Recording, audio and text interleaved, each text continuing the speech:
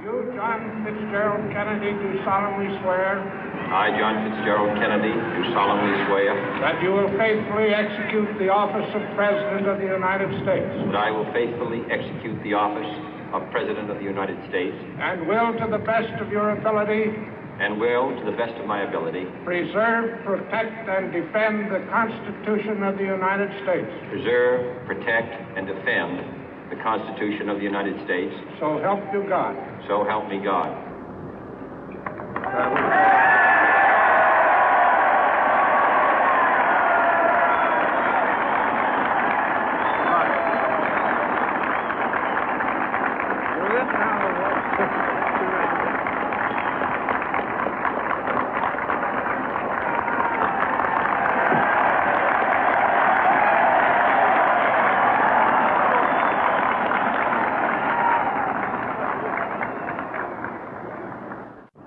Vice President Johnson, Mr. Speaker, Mr. Chief Justice, President Eisenhower, Vice President Nixon, President Truman, Reverend clergy, fellow citizens. We observe today not a victory of party, but a celebration of freedom, symbolizing an end as well as a beginning, signifying renewal as well as change. For I have sworn before you and Almighty God the same solemn oath our forebears prescribed nearly a century and 3/4 ago. The world is very different now, for man holds in his mortal hands the power to abolish all forms of human poverty and all forms of human life. And yet the same revolutionary beliefs for which our forebears fought are still at issue around the globe. The belief that the rights of man come not from the generosity of the state, but from the hand of God. We dare not forget today that we are the heirs of that first revolution. Let the word go forth from this time and place to friend and foe alike that the torch has been passed to a new generation of Americans born in this century, tempered by war, disciplined by a hard and bitter peace, proud of our ancient heritage, and unwilling to witness or permit the slow undoing of those human rights to which this nation has always been committed and to which we are committed today at home and around the world.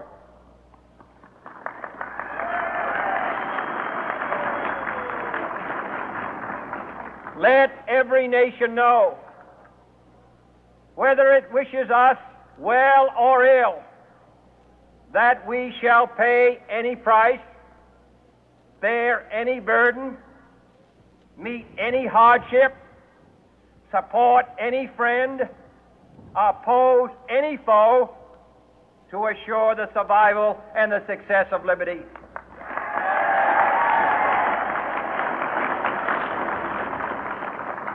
This much we pledge and more. To those old allies whose cultural and spiritual origins we share, we pledge the loyalty of faithful friends. United, there is little we cannot do in a host of cooperative ventures.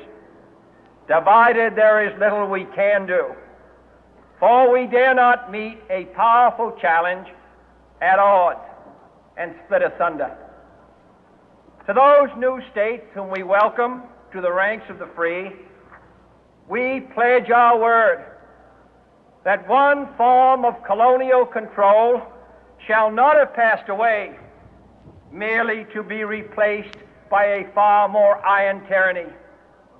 We shall not always expect to find them supporting our view, but we shall always hope to find them strongly supporting their own freedom, and to remember that in the past, those who foolishly sought power by riding the back of the tiger ended up inside.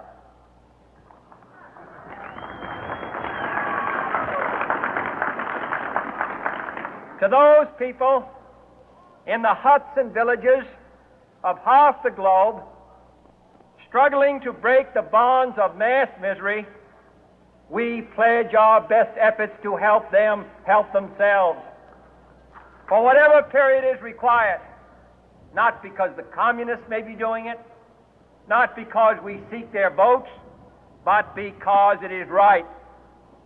If a free society cannot help the many who are poor, it cannot save the few who are rich.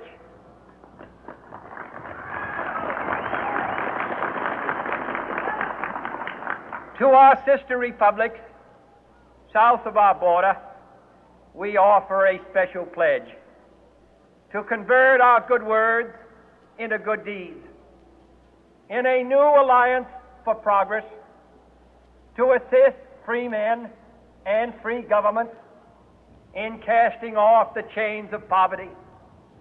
But this peaceful revolution of hope cannot become the prey of hostile powers. Let all our neighbors know that we shall join with them to oppose aggression or subversion anywhere in the Americas. And let every other power know that this hemisphere intends to remain the master of its own house.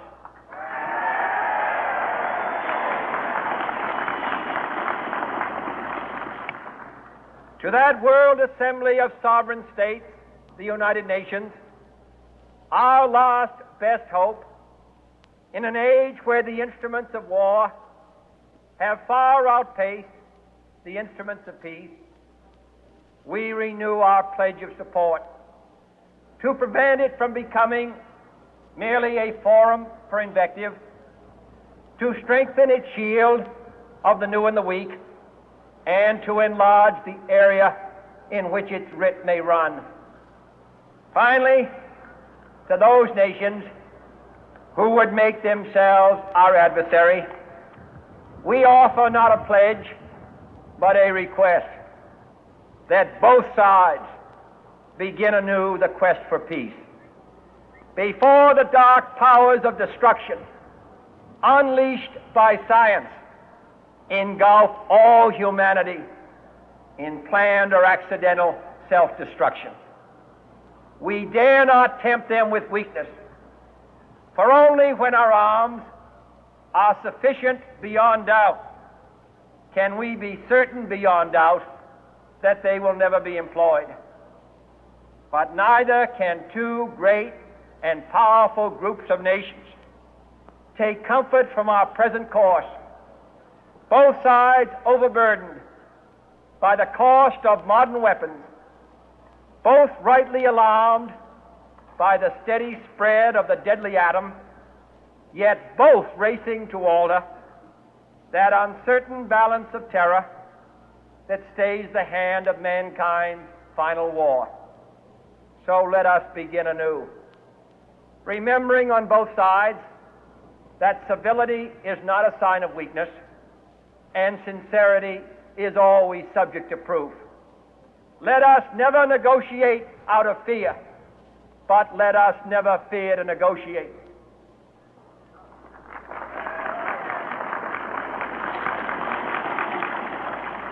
Let both sides explore what problems unite us, instead of belaboring those problems which divide us. Let both sides, for the first time, formulate serious and precise proposals for the inspection and control of arms, and bring the absolute power to destroy other nations under the absolute control of all nations.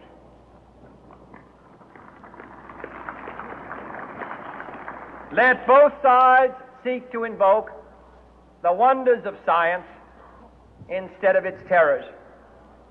Together, let us explore the stars, conquer the deserts, eradicate disease, tap the ocean depth, and encourage the arts and commerce.